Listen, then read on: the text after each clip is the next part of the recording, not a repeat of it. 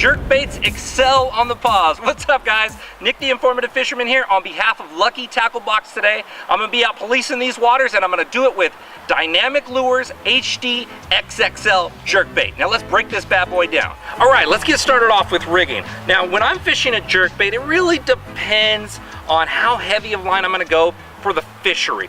This is a larger jerkbait right here, the HD XXL. So what I'm gonna do right off the bat, just as a generalized, I'm gonna use 100% fluorocarbon. The reason why is I'm making really long casts. I wanna feel if something changes in my bait, if my bait's fouled up, if I feel a fish bump it, or if I feel it working right. You just know 100% fluorocarbon is gonna translate all the way back to that rod and reel in your hand and let you know what's going on with the bait. As a general, I'm gonna start off with 12 pound and fish up to 15 pounds. If I'm fishing somewhere that's got giant bass or a lot of hang-ups and debris and I know I'm gonna have to be pulling it free from snags, I'm gonna go 15. If I'm fishing a lake that's virtually void of those snags and has those medium-sized to slightly bigger bass, I'm gonna fish it down to 12. The lighter you go, the more action your bait is going to have, and it's gonna have more drawing power. The more action is gonna translate into drawing more fish. So lighter you go, you're gonna get more bites.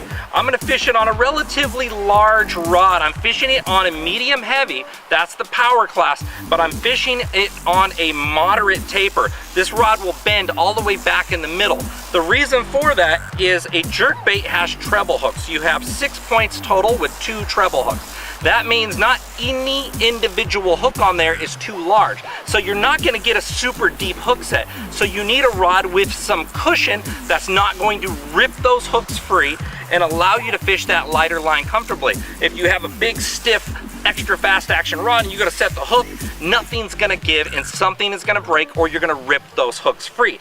From there, I like at least a 6 speed bait casting reel. That means 1 rotation at the handle, 6 spool rotations around. I happen to be fishing it on a 7 right here.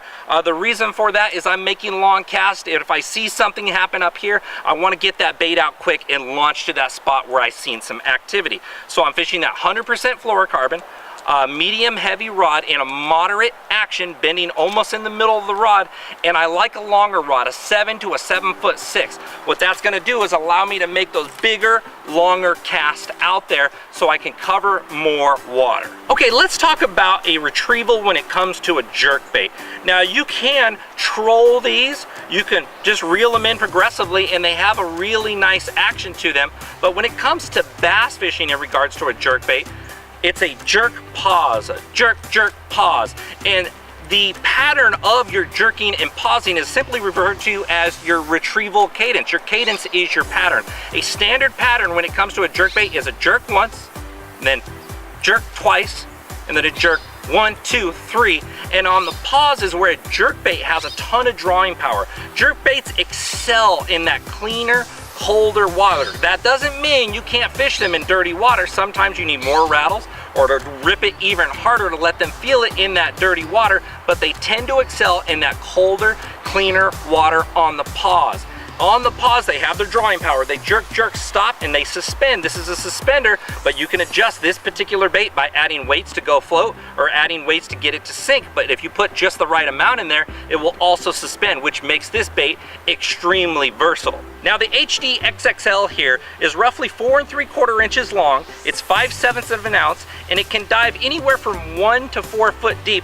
Although with all the weights in here, I've even added extra and I've got it down closer to 6 to 8 foot deep, which is super cool and super versatile. One thing I would like to add, the colder the water, the longer the pause. That is imperative when it comes to fishing a rip bait. Now when it comes to my targets and key conditions for throwing this bait, I prefer slightly overcast when it's in the warmer months of the year. Once I start getting into, early spring or later fall, conditions really mean nothing. It could be bright and sunny at that point and the water temperature and the bait's moving around for these fish to go chase.